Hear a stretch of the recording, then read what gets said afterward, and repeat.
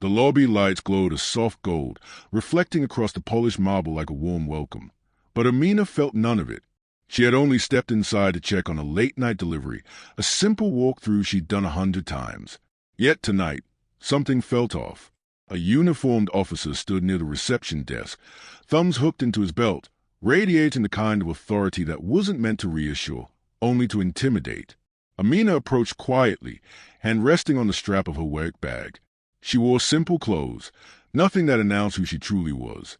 The officer's gaze flicked to her, cold and assessing, as if her very presence disrupted the air. Lobbies closed to guests wandering around, he said, voice sharp enough to slice marble. That word, guess, hit her harder than the tone. Dismissive, assumptive, certain. I'm not, she began. He raised a hand, cutting her off without even hearing the rest. Step back. Management doesn't want random visitors down here this late. Her pulse thudded once, heavy and hot. The concierge looked away, choosing silence over truth. Something twisted inside her. Anger, hurt, and a chilling familiarity she wished she'd grown numb to by now. The officer stepped closer, eyes narrowing. Identify yourself, he demanded. Amina opened her mouth to speak, just as another officer entered the lobby, whispering something urgently into his partner's ear. Both men turned to look at her, and the temperature of the room dropped. The lobby looked different now. It was the same marble, the same soft gold glow, the same arrangement of sculpted plants and velvet chairs, yet something about the presence of the uniformed officer standing near the reception desk warped the space around him. Amina Clark felt it immediately, the shift in atmosphere, the way the air tightened as though it sensed conflict before she did. Officer Hale's gaze locked onto her the moment she stepped forward. His stance adjusted subtly, shoulders back, chin lifted, the posture of a man who believed he belonged everywhere, and everyone else needed to justify their presence. Amina kept her voice gentle. Evening. I just need to check on. Lobbies closed. Hale cut in. Guests aren't allowed to wander after operating hours. She paused, pulse tightening. I'm not wondering. Hale's eyes narrowed. Then what are you doing? Before she could answer, he lifted a hand dismissively, as if silencing noise instead of a person. Step back. I'll need to see your ID. Amina drew a steady breath. I'm here for work. Work? Hale echoed, an edge of disbelief coloring the single word. At this hotel. The concierge stood behind the desk, silent, expression apologetic but unmoving, choosing neutrality over truth. Amina raised her chin slightly. Yes, I'm here to check a late delivery. Hale stepped closer, boots echoing sharply against marble. At midnight? You expect me to believe that? It's normal for me, she replied. You can ask. I didn't ask for excuses, Hale snapped. I asked for identification. Her jaw tightened. And I'm telling you. He interrupted again. The more you talk, the more suspicious this looks. A flicker of heat ran through her chest. Suspicious to who? I haven't done anything. You're in a restricted lobby after hours, Hale said. No uniform, no badge, no visible credentials. That's enough. Amina swallowed hard. If you would simply let me explain. Explain later, he said. Outside. She blinked. Outside? Yes, until you prove you belong in this building. Amina felt the weight of the sentence land inside her like a stone. Prove you belong. Not prove your purpose. Not prove your appointment. Prove your presence. She forced herself to stand still. I do belong. Hale scoffed. Everyone says that when they get caught somewhere they shouldn't be. Caught, she repeated quietly. Is that what you think this is? He motioned to the concierge. Does she have authorization to be here? The concierge hesitated, eyes flicking to Amina with a silent apology.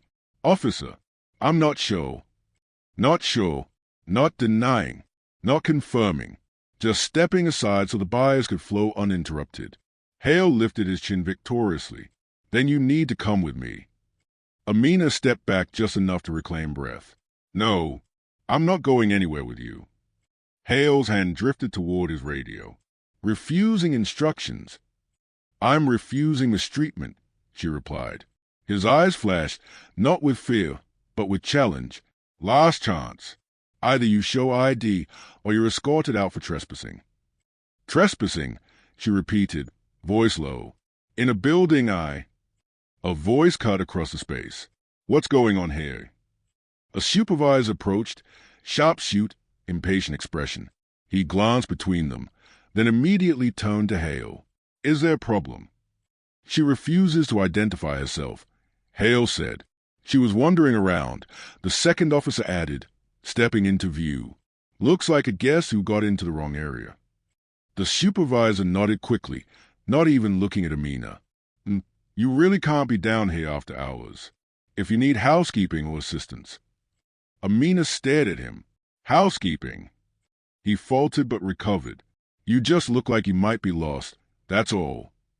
Lost? Guest? Trespasser? Worker? Everything except what she truly was. Amina's voice steadied, even as her heart hammered. I know exactly where I am. Good, Hale replied. Then you know the exit. Let's move. Amina stepped forward, no longer calm. You're making assumptions about me that have nothing to do with my behavior. Oh, they have everything to do with your behavior, Hale said. And until you show me who you are, you're a security concern. I told you. Telling isn't proving. Amina exhaled shakily, fighting the sting forming behind her eyes. I belong here, she said again, quieter but firmer. Hale's response was a smirk. Then prove it. The words hung in the gold-lit lobby like a verdict delivered without a trial. Amina straightened her shoulders, hurt, furious, humiliated, but unwilling to show it fully. I don't need to prove anything to you, she said. Hale stepped into her space, breath cold. Then you're leaving in handcuffs. A gasp slipped from somewhere behind the desk. Amina swallowed. This was the moment. Reveal everything, or endure the injustice long enough to expose it. Her fingers curled at her side. I'm not going anywhere, she said. Hale reached for her wrist. And the chapter ends here. The next morning arrived with a hollow stillness, but Amina felt every echo of the previous night. The humiliation clung to her ribs like a bruise she couldn't touch. She walked through the staff corridor with a neutral expression, a practice mask, even though the whispers began before she rounded the corner. Is that her? Yeah, I heard she argued with the police. What was she even doing here at midnight? She caught fragments, each one a sharper cut. No one asked for her side. No one asked what happened. They simply filled in the blanks the way people always did, with assumptions that made sense to them. A security associate, unsure whether to meet her eyes, stepped aside quickly. Morning, he muttered. Amina nodded but kept moving. She had always designed the hotel with transparency in mind. Glass partitions, clear walkways, open lines of sight. Now, that same transparency made her feel exposed. Inside the administrative wing, she asked for the incident report filed by the officers. The clerk, a young man who looked both nervous and eager to please authority, handed it over with stiff politeness. It's already been submitted to precinct records, he said. Officer Hale filed it early this morning. Amina flipped the first page open and felt her breath itch. The report claimed she had been uncooperative, refused to state her purpose, and attempted to access restricted areas without authorization. Hale had even added a line stating she became agitated and raised her voice, prompting concern for safety. Her voice? Safety? She had barely spoken above calm restraint. Amina closed the folder slowly. Did anyone speak to me before writing this? The clerk swallowed. Officer Hale said there was no need, that he had everything he needed. Everything except truth. She stepped back from the desk, gripping the folder until her knuckles whitened. Is there surveillance footage from the lobby last night? She asked. Yes, but, Officer Hale already selected clips for review. Selected? She repeated. Yes. They only pulled a portion after he approached you. Not before. Of course. A narrative shaped to fit paper walls, flimsy yet powerful enough to stand until someone pushed hard. Amina exhaled slowly. I'll request the full footage. The clerk hesitated. I'm not sure the department will approve releasing. I wasn't asking about the department, she said. This is private property. He blinked. Right, sorry. She walked out before her frustration cracked through the surface. When she reached the manager's office, muted chatter stopped abruptly. A group of staff huddled near the door parted, pretending to be focused on anything else. The floor, the ceiling, a smudge on the wall. One of them whispered too loudly, "She's the one, right?" Another replied, "Officer said she acted like she owned the place." Amina stopped mid-step, acted like she owned the place. The bitter irony hit her like a slap. She turned and entered her small operations room, the one she used when she preferred to work quietly, without the attention that came with her official title. She set the incident report on the desk, opened it again, and let her eyes scan the fabrications. Her hands trembled, not from fear, from fury wrapped in exhaustion. 4 years she had built this place. Years of meetings, architects, investors, late-night decisions, and days where she walked the construction site in the hard sun dreaming of what it would become. A tower meant to be safe, warm, open, and yet she couldn't walk its lobby without being treated like an intruder. A notification pinged on her phone. A message from the logistics manager. Delivery from last night confirmed. No issues. Signed by you at 11:44 p.m. Proof. Routine. Nothing suspicious. She closed the message. Later that afternoon, she stepped into the back corridor that led toward the security office. The officers on duty stiffened when they saw her. One whispered, "Is she filing a complaint?" The other replied quietly, "Doesn't matter. Hale did everything by procedure." Procedure. A shield for behavior people didn't want to confront. Inside, she approached the head of hotel security, Marcus, a man she trusted but who looked uneasy now, caught between loyalty and the presence of law enforcement. "Amina," he began cautiously. "I need the full lobby footage," she said. He rubbed the back of his neck. Hale already pulled clips. He said the rest wasn't necessary. "It's necessary to me." Marcus hesitated. "Look, officers have jurisdiction when responding to calls. If he says he followed protocol." "And if protocol protects discrimination," she interrupted quietly. Marcus met her eyes. Something in his softened.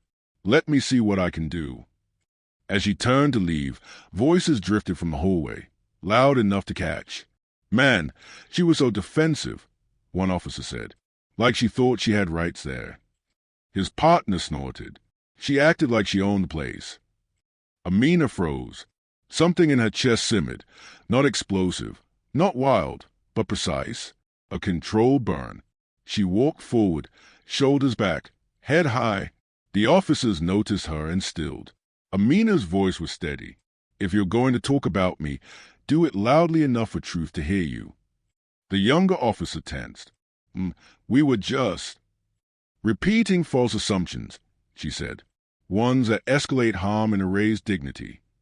He shifted uncomfortably. "We're just doing our job." "Your job is safety," she replied, "not rewriting reality." The hallway fell silent. She stepped past him and didn't look back.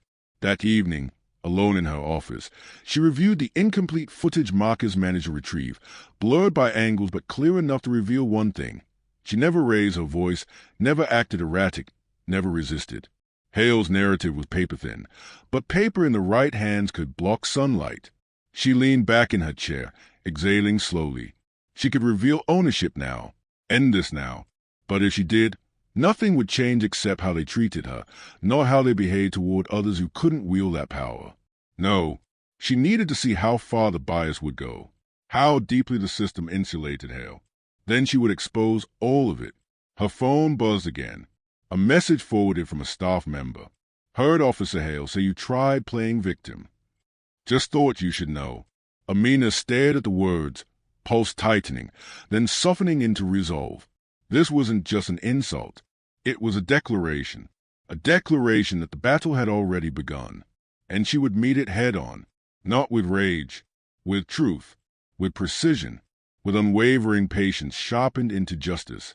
The morning sunlight filtered through the tall windows of Amina's small office, dust motes drifting like quiet witnesses. She sat before her laptop, eyes fixed on the screen as she scrolled through public complaint records.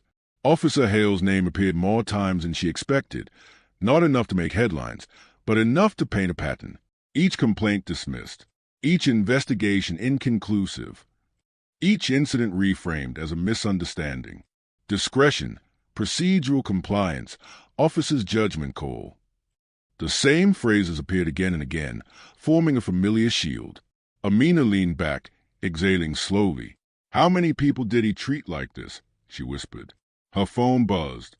A message from Marcus, the security head. "Need to talk.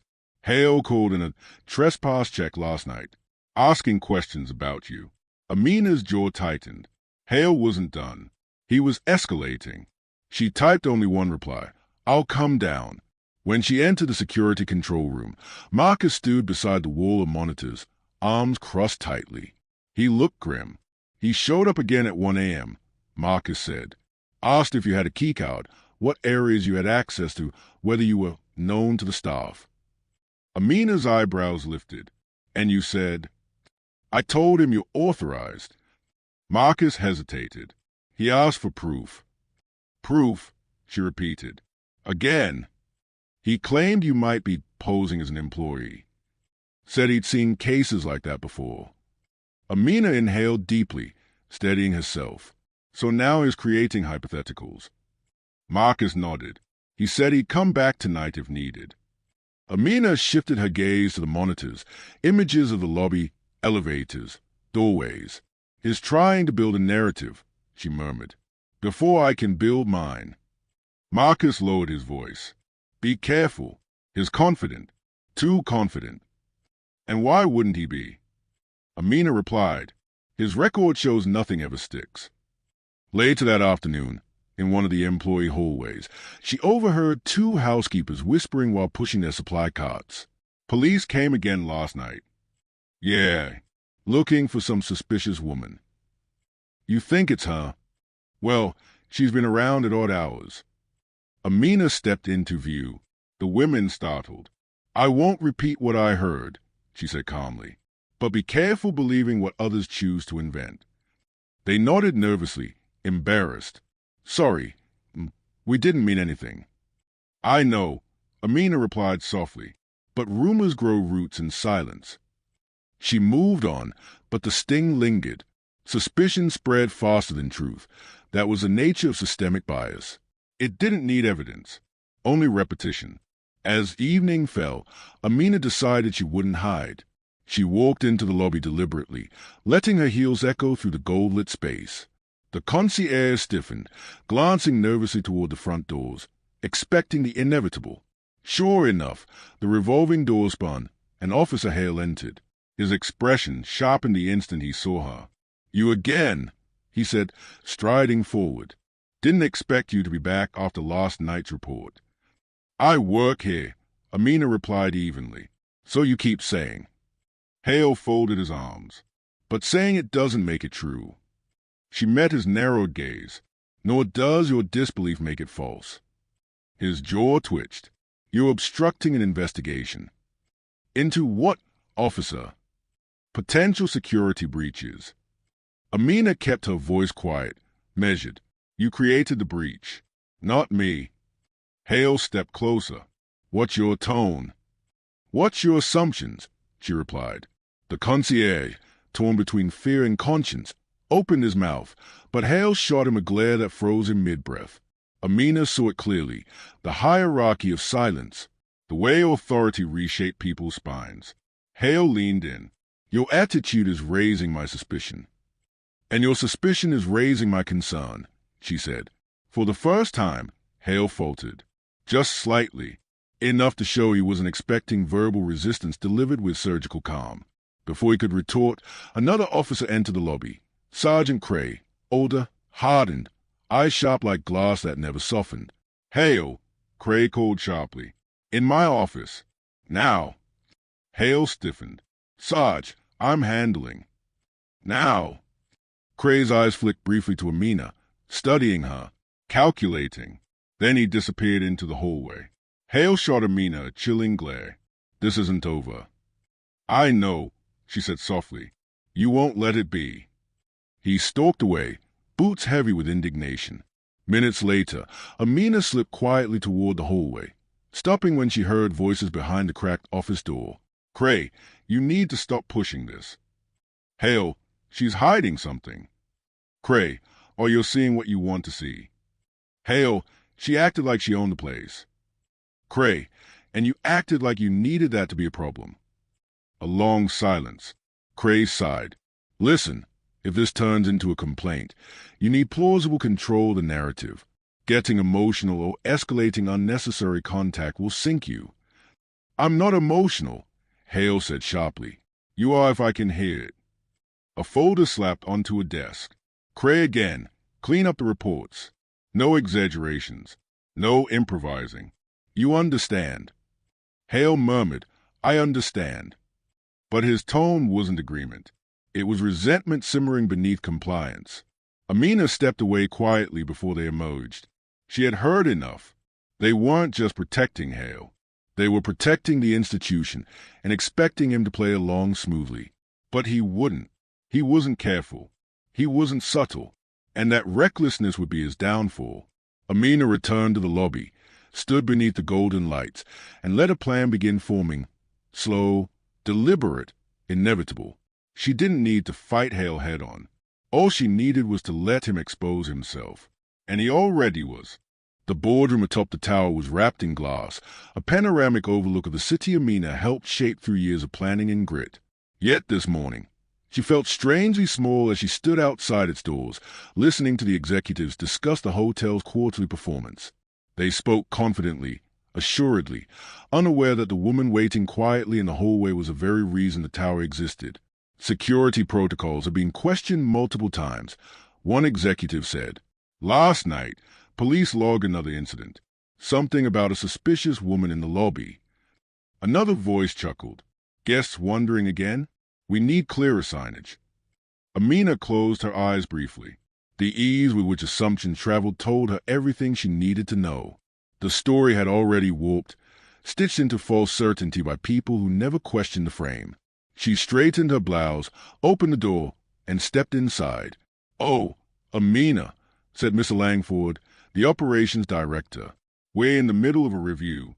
Did you need something?" "I'm here for something important," she said. Langford gestured stiffly. "Could this wait?" "No," she replied. A few board members exchanged glances, irritation mixed with curiosity. Amina walked to the center of the room. She didn't raise her voice. She didn't need to.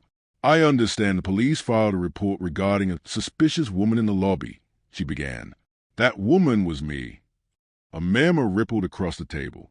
Langford frowned. "A misunderstanding, I'm sure. We can—" "It wasn't a misunderstanding," Amina said. "It was racial profiling." The room fell silent. She saw it. The subtle stiffening, the instinctive discomfort that followed the naming of injustice.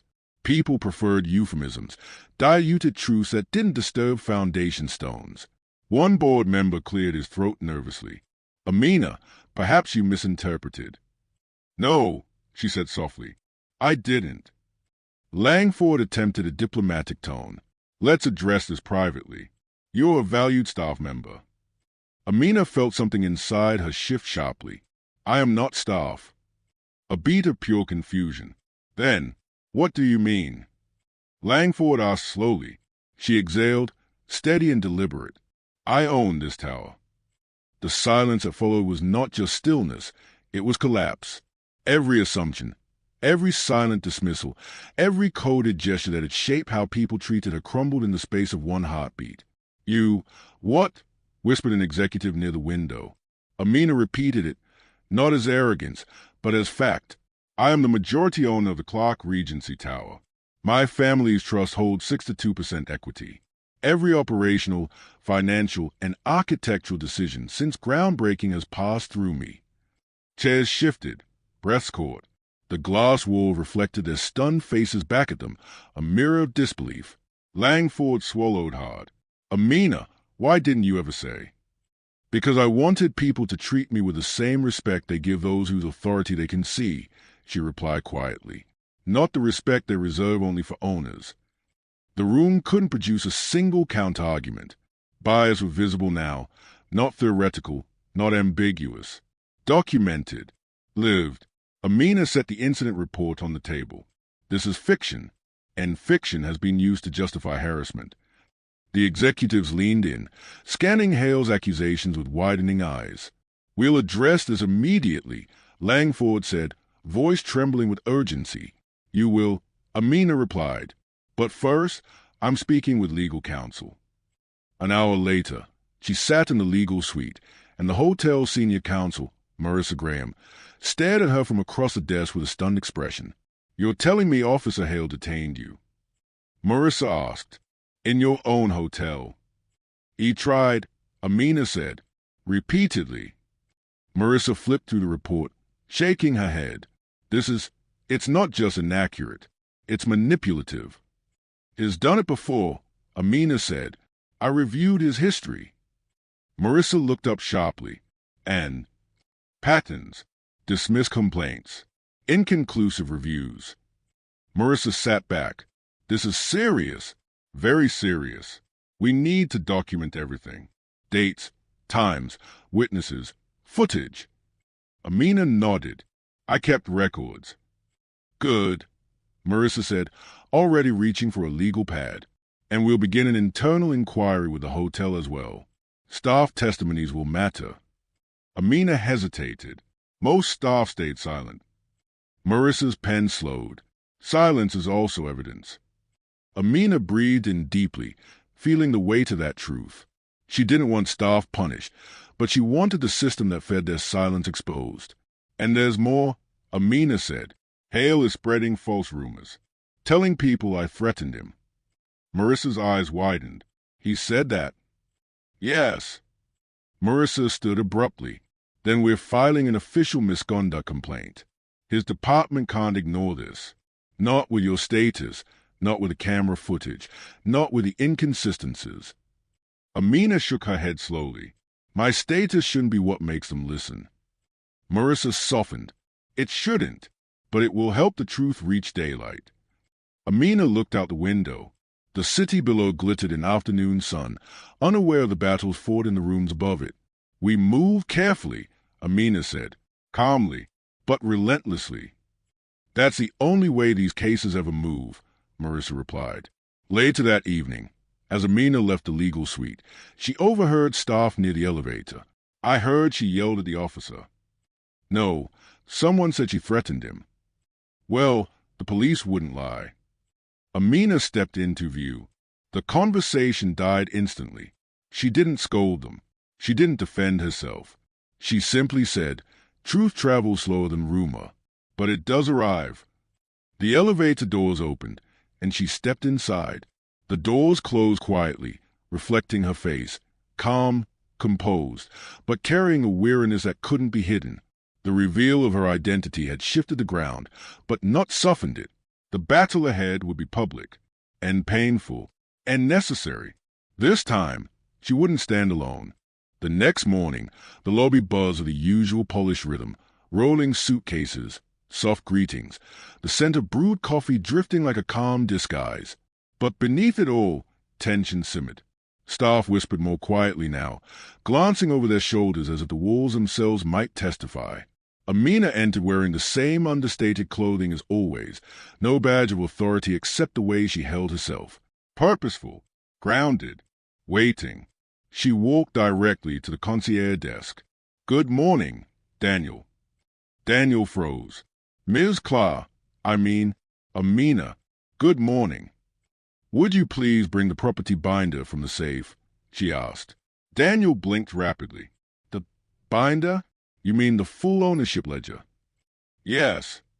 He swallowed. "Right away." As Daniel hurried into the back office, a hush spread through the lobby. People sensed a disturbance in the usual order. Moments later, the revolving doors spun sharply.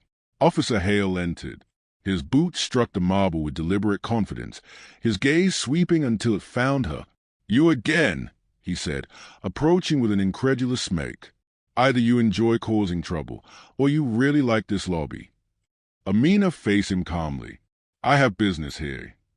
"You always seem to," Hale replied. "Funny how that works." Amina kept her hands loosely at her sides. Are you planning to file another report? That depends. Are you planning to comply today? With what? She asked. Identification, verification, proof you aren't trespassing. Amina's voice remained even. You've made a lot of assumptions. No, he said. I've made observations. Amina inhaled slowly. Observations shaped by bias. Hale scoffed. Or common sense. Before Amina could reply, Daniel returned, clutching the thick black binder in both hands like a sacred text. He placed it on the concierge counter with a trembling exhale. Hale frowned. What's this? Amina rested a hand lightly on the cover. The truth you keep demanding. Daniel opened the binder to the first page. Shareholder signatures, ownership documents, registration forms. Amina's name stamped in elegant print across every section. Hale stared, expression tightening. What am I looking at? Amina answered softly. The ownership ledger. I'm the majority owner of this entire hotel tower. Silence rippled outward like a shockwave. Guests paused mid-step. Staff froze. Even Hale's partner, entering behind him, stopped short. Hale's brows knit in disbelief. You expect me to believe this? Daniel wiped his palms on his vest nervously. Sir, it's real. She owns a property. Amina met Hale's gaze. You asked me to prove I belong here. Hale's jaw clenched. This doesn't change that you were acting suspicious. Suspicious, she repeated, because I walked through my own lobby at night. What you call it doesn't matter, Hale snapped. Your behavior was ordinary, she finished. Yours was not. A few staff members shifted uncomfortably, as though realizing they had played a role without meaning to. Hale glanced around, noticing eyes watching him now, no longer with quiet support, but with dawning awareness. This doesn't change protocol, Hale said stubbornly. Anyone can forge documents. Daniel gasped. Forge? Sir, these are notarized ownership records. Hale's partner swallowed. Hale, maybe we should call this in. No, Hale barked. I'm handling it. Amina's voice softened, almost painfully calm. You're trying very hard to maintain a narrative that's falling apart. Hale took a step closer, voice lowering dangerously. You think owning this place gives you the right to disrespect the badge? No, she whispered. I think being human does. He flinched. Amina looked around the lobby, at the staff who had avoided involvement, the concierge who now stood with shaken resolve, the guests pretending not to eavesdrop. Then she looked at Hale, who seemed suddenly smaller under the weight of truth. I didn't want this moment, she said. Any of it. But you force it. Hale's glare sharpened. I didn't force anything. You force your assumptions, she replied. Your biases. Your authority where it wasn't needed. Hale's breathing grew uneven. You're twisting this. Amina shook her head. You twisted at the moment you decided who I must be instead of asking who I am. People watched. Not one person dared interrupt. Hale gripped his belt, trying to reclaim control. You still refuse to comply with identification. That alone. You demanded identification, she said, because you assumed I didn't belong. Hale scoffed again, but softer now, less confident. Amina placed her hand on the binder. This is proof for the people watching. Not for you. I don't owe you justification. The statement hung in the air like a blade reversing direction. Daniel whispered, Amina, I'm so sorry. She nodded gently. Thank you. Hale stared at the binder again, then at her, confusion and resentment battling across his features. You think this is over? No, Amina said. It's a turning point. Hale blinked. What's that supposed to mean? It means, she said, voice steady, that from here on, truth will be louder than your reports. His partner shifted nervously. Hale, let's go. This is bad. But Hale remained rooted, unable to reconcile the reality before him. At last, he muttered, I'm not finished with this. Amina's gaze didn't waver. You are. He stepped back slightly, the smallest retreat, but visible. Amina closed the binder and handed it to Daniel. Please return this to the safe. Yes, Daniel said quickly, relief breaking through.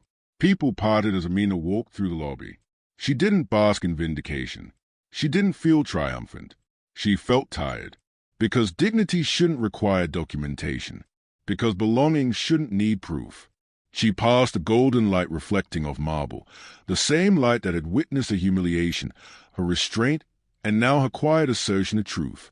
Behind her, Hale stood frozen, a man whose authority had cracked, not because she fought him, but because his own actions had. The turning point had arrived, and everyone saw it. News traveled through the tower like a sudden change in weather, invisible at first, then impossible to ignore. By the next morning, everyone knew. Or rather, everyone felt it. Something had cracked open. The air held a strange mixture of shock, guilt, and whispered recalculations. Amina stepped out of the elevator, and conversations died instantly. "Morning," she said softly. A couple of employees nodded with stiff politeness, unsure how to act now that the woman they'd once dismissed carried a truth too heavy to ignore. She didn't blame them, not entirely. This wasn't just about individuals. It was about the system that taught them who mattered and who didn't. Marcus approached from the security office, looking grim. "You need to see this." He led her to a monitor. Lobby footage from last night, leaked, not by the hotel, by someone inside the department.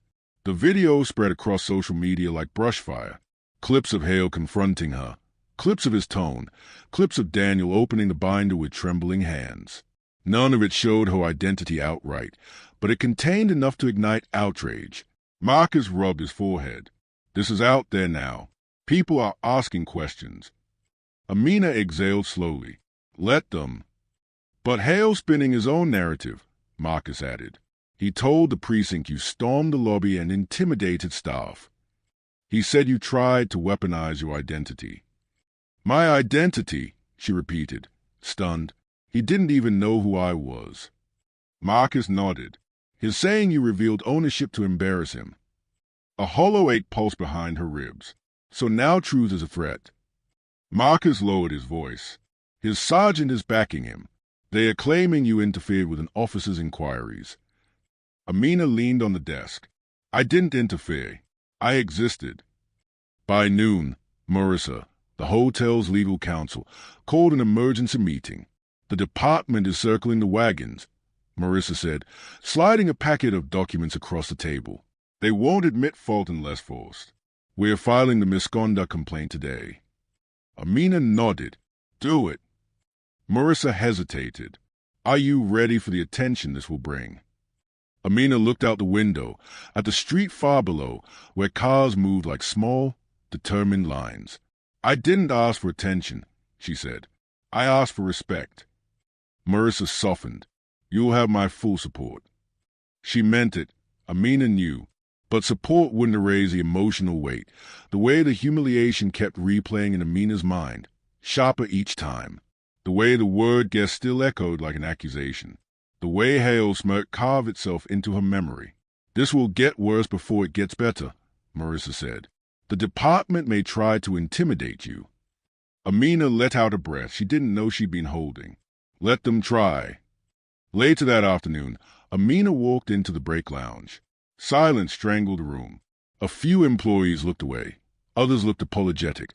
Some looked afraid of choosing the wrong side. Finally, one housekeeper approached. Ms. Clark, I didn't know. I didn't realize. Amina smiled gently. You didn't have to know. Treating people with dignity doesn't require knowing who they are. The woman's eyes welled. I should have spoken up. Amina's heart tightened. Silence grows roots. You're not alone in that, but now you know better. The woman nodded quietly and stepped back. Amina turned to leave and nearly collided with Hale's partner, Officer Denton, who stood near the hallway, pale and stiff. He cleared his throat. For what it's worth, I didn't agree with how he treated you. Then why didn't you intervene? Amina asked softly. Denton looked down. We're trained not to contradict a lead officer on scene. Especially Hale. Amina studied him. Do you know what that training creates? Denton swallowed. Faye. No, she said. It creates silence, and silence justifies everything it touches. Denton looked as though her words hit a deeper target than he expected. "I'm sorry," he whispered. Amina nodded faintly. "Then speak the truth when it's asked of you." He nodded back, eyes full of conflicted resolve. Within hours, media vans parked outside the tower. Reporters swarmed the sidewalk. A headline flashed across the lobby TV. "Hotel owner harassed by officer. Department under scrutiny." Another headline followed. "Racial bias complaint filed against Officer Hale." Guests stared openly now. Some approached her with sympathy. Others watched like spectators at a spectacle they didn't fully understand. Amina walked through the lobby with composed exhaustion. Every breath carried memories. Shame, fear, indignation braided into a knot beneath her ribs. She didn't want fame. She didn't want attention. She wanted justice. But justice demanded exposure, and exposure demanded reliving the worst moments of her life again and again. Her phone buzzed. A message from Marissa. "Complaint officially filed. Press wants a statement. Don't respond yet. We'll coordinate." Another message followed. Hale requested a meeting with his union rep, his fighting back. Amina closed her eyes briefly. Of course he was. People like Hale didn't retreat. They doubled down. That evening, she sat alone in her office. The city glowed outside, a constellation of windows, each one holding someone else's story. Her reflection appeared in the glass, faint and tired. A soft knock sounded. Marcus stepped in. "There's something you should see." He handed her a printed transcript, comments from online footage. Why didn't the officers check her ID earlier? This is how these cases start. Another woman playing the victim card. She's just trying to ruin a man's career. Amina's throat tightened. Every lie echoed louder than the truth. Marcus spoke gently. "There are supportive comments, too." "I know," she whispered, "but support doesn't erase harm." She set the papers down, hands trembling slightly, not from fear, from fatigue, from the emotional toll injustice demanded. Marcus hesitated. "You should rest." She nodded. "I will." But when he left, she stayed seated, staring at her reflection again, a woman fighting a battle she never asked for. A voice rose quietly inside her. "You are not weak for feeling tired. You are human." She closed her eyes. Tomorrow would bring hearings, testimonies, pressure, headlines. Tonight brought silence. Not peaceful silence, but the kind that came after impact. The kind that arrived when a system finally hit something strong enough to resist it. The crash of silence. And beneath it, a new truth forming. The truth that justice wasn't just possible, it was inevitable. The municipal hearing chamber buzzed with whispers, cameras, and the stiff shuffle of officials trying to appear neutral. Amina sat quietly at the front table, hands folded, breathing slow and steady. She wasn't afraid, but she was tired. Tired of being dissected, doubted, questioned. Tired of reliving a moment she wished had never happened. Across the room, Officer Hale entered with his union representative beside him. He wore his uniform like armor, chin lifted as if defiance could shield him. Several reporters snapped photos immediately.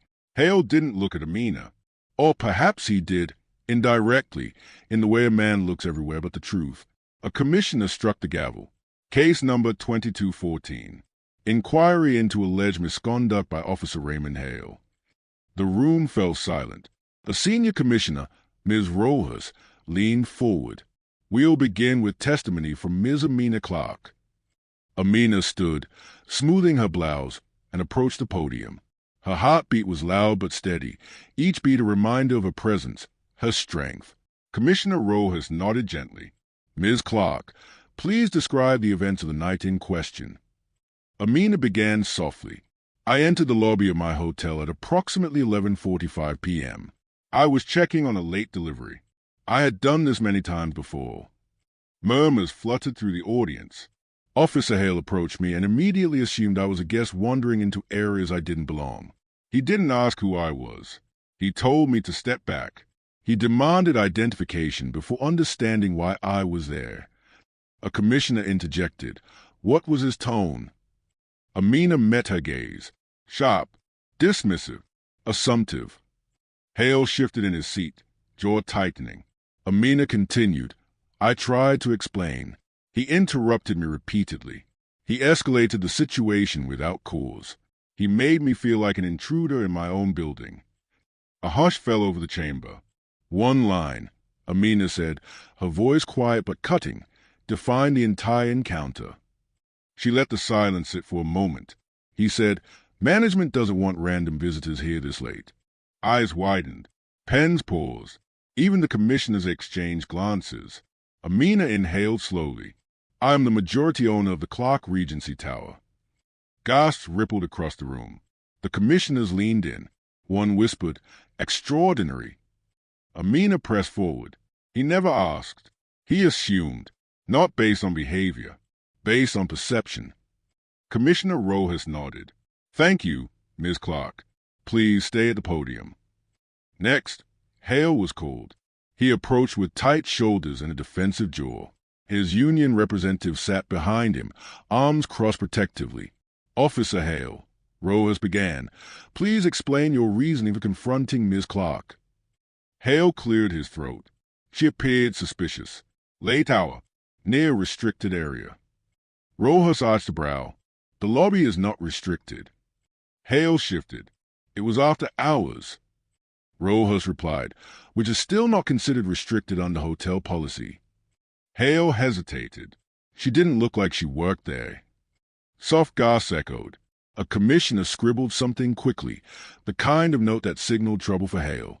Amina watched him, not out of spite, but from a quiet recognition of how deep the roots of assumption ran. Rojas leaned forward. Why didn't you ask a position? I did. Amina spoke calmly. No, you didn't. Hale snapped. I asked for ID. Identification isn't the same as asking a person who they are, Amina replied. A murmur of agreement ran through the chamber. The commissioners exchanged glances, assessing credibility. Amina's clarity contrasted Hale's defensiveness. Another commissioner asked, Officer Hale, did you falsify or exaggerate elements of your written report? His jaw clenched. No. Commissioner Rojas read aloud. The subject raised her voice, appeared agitated, and approached staff aggressively. Is this accurate? Yes, Hale said sharply. Amina spoke, her voice steady. There's camera footage. All heads turned. Rojas nodded. We've reviewed it.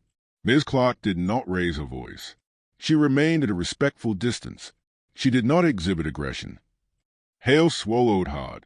Another commissioner added, the footage contradicts your report. Hale's union representative leaned forward. The officer acted on instinct. Instinct, Commissioner Rojas repeated, or bias. The chamber erupted in murmurs. Hale's nostrils flared. I made a judgment call. Rojas replied coldly, a judgment repeatedly shown in prior complaints. Hale stiffened. Those were dismissed. Dismissed due to lack of evidence, Rojas said, not lack of truth. Hale's mask cracked, just slightly, revealing a flicker of panic. Rojas turned to Amina. Would you like to add anything? Amina stepped forward. Yes. The chamber quieted again. I want this to be clear. This is not about my title. It's not about authority. It's about dignity. I cannot change the assumptions people make when they first look at me, but I can refuse to be silent when those assumptions justify mistreatment. Her voice softened. This isn't just my story. It's a story of countless people who face suspicion before conversation, judgment before understanding. She stepped back. No badge should protect bias. The commissioners nodded, solemnly, decisively. Rojas struck the gavel. This panel finds sufficient grounds for immediate suspension pending termination review. Gasps and whispers exploded across the room. Hale's face drained.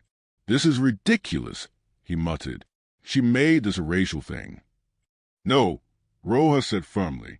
Your actions did. Hale opened his mouth to argue, but his union rep tugged at his sleeve sharply. Amina watched him, not with triumph, but with quiet heaviness. Seeing a man face consequences didn't erase the wound he caused. It simply drew a line that should have existed long before. As she left the chamber, reporters surged forward. Ms. Clark, do you feel justice was served? What do you want to happen next? Are you planning legal action? Amina held up a hand gently. Today isn't about victory. It's about truth. One truth doesn't fix a system, but it exposes where repairs must begin. Microphones dipped. Cameras flashed. Amina walked past them, out into the cool air. The hearing was over, but the cough inside her lingered, a quiet ache she couldn't shake. The days following the hearing unfolded like the slow settling of dust after a violent collapse. The storm had passed, but the air still felt heavy. Headlines continued to circulate, each phrase with varying degrees of accuracy. Officer suspended after altercation with hotel owner. Racial profiling case prompts department review. Clark Regency Tower implements immediate policy reforms. But beneath the noise, Amina felt only quiet exhaustion, a hollow throat where the adrenaline used to sit. She walked through the lobby the morning after the decision. The same marble, the same soft gold lighting. But for the first time, people didn't look through her.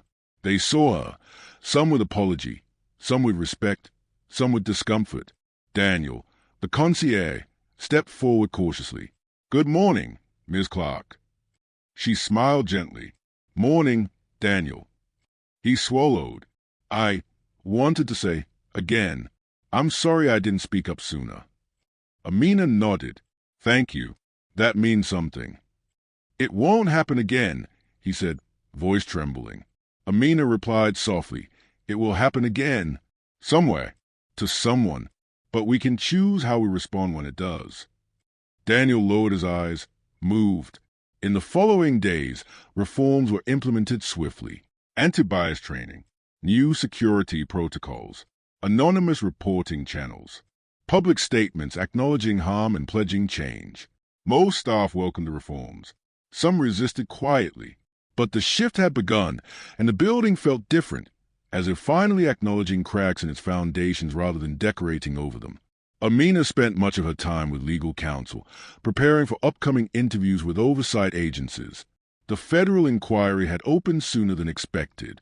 Hale's conduct, combined with prior complaints, created a ripple that reached far beyond him. Marissa briefed her one morning in the conference room. "Officer Hale has been officially removed from duty." Amina's breath caught slightly. Not satisfaction, something more complicated. A mix of relief and heaviness. "Will he appeal?" Amina asked. "His union will encourage him to," Marissa replied. "But the evidence is strong. The inconsistencies in his reports alone were damaging." Amina stared at the folder on the table. Hale's career, reduced to pages of misjudgment and ego. "I don't feel triumphant," she murmured. "You're not supposed to," Marissa said gently. "Accountability isn't about triumph. It's about balance." Amina nodded slowly. "It still feels like someone lost something." Marissa leaned back. "Someone did. His illusion of invincibility. But you didn't take that from him. His choices did." That truth settled into the room, heavy but steady. That afternoon, Amina visited the 15th-floor garden terrace, a space she designed during construction, imagining it as a sanctuary for guests and staff alike. Sunlight lay soft across the planters. The hum of the city floated upward. She sat on a bench overlooking the skyline, letting the quiet wrap gently around her.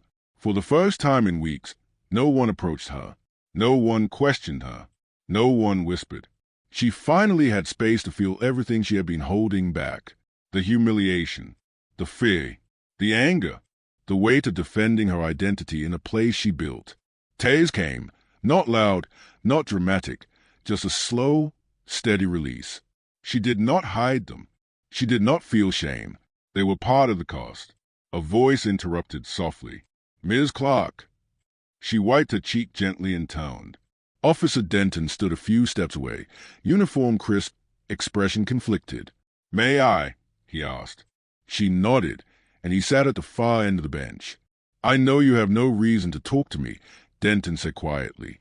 "But I wanted you to know I gave a full statement. The truth. All of it." Amina studied him. That couldn't have been easy. "It wasn't," he admitted. "But silence felt worse." She nodded. Silence always cost someone. Denton's voice softened. Hale, he's angry. Says you ruined his life." Amina's gaze drifted back to the skyline. I didn't ruin anything. He built the path that led here. Denton nodded again, shame coloring his features. I should have intervened. Amina replied calmly, next time, intervene before the damage is done, not after.